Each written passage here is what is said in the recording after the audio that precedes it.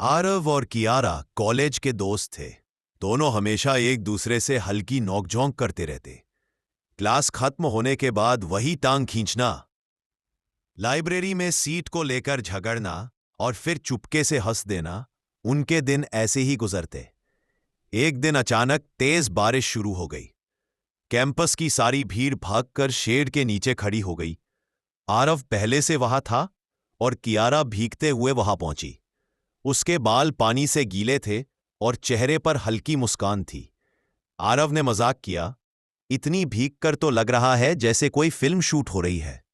कियारा हंस पड़ी, तो हीरो तुम हो। दोनों की हंसी में बारिश की बूंदें घुल गईं। थोड़ी देर बाद उन्होंने देखा कि बाकी सभी दोस्त जा चुके हैं, सिर्फ वे दोनों रह गए थे। बारिश थमने का नाम ही नहीं ले रही थी। मजबूरी में उन्हें कैंपस की पुरानी कैंटीन में जाना पड़ा। वहां टेबल पर बैठकर उन्होंने चाय और समोसे ऑर्डर किए। पहली बार दोनों इतने लंबे समय तक अकेले थे। बातचीत शुरू हुई, क्लास की शिकायतों से प्रोफेसर की मजेदार आदतों तक, फिर धीरे धीरे सपनों और जिंदगी की बातों तक। आरव ने हिम्मत जुटाकर कहा, पता है, मुझे हमेशा तुम्हारे साथ ये छोटे छोटे पल अच्छे लगते हैं। शायद तुम मेरी कहानी का सबसे खूबसूरत हिस्सा हो। कियारा चुप रही। उसकी आंखें आरव की ओर देख रही थीं और होठों पर हल्की मुस्कान थी। उसने धीरे से कहा, तो चलो इस कहानी को अधूरी मत छोड़ना। बारिश थम चुकी थी, लेकिन उनके बीच एक नई कहानी शुरू हो चुकी थी। बारिश के बाद उस शाम ने आरव और कियारा के रिश्ते को बदल दिया था। अब वो सिर्फ क्लासमेट्स या दोस्त नहीं रहे। दिन गुजरते गए।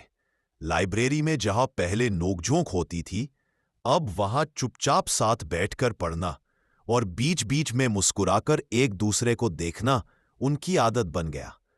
आरव हर सुबह कैंपस पहुंचते ही सबसे पहले कियारा को ढूंढता।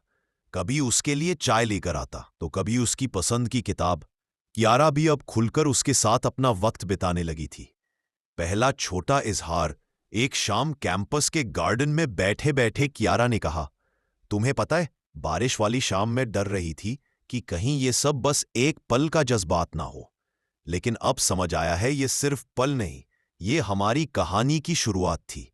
आरव मुस्कुराया, मतलब अब तुम मेरी कहानी में हमेशा का हिस्सा बनने के लिए तैयार हो? कियारा ने उसकी ओर देखते हुए धीरे से सिर हिलाया।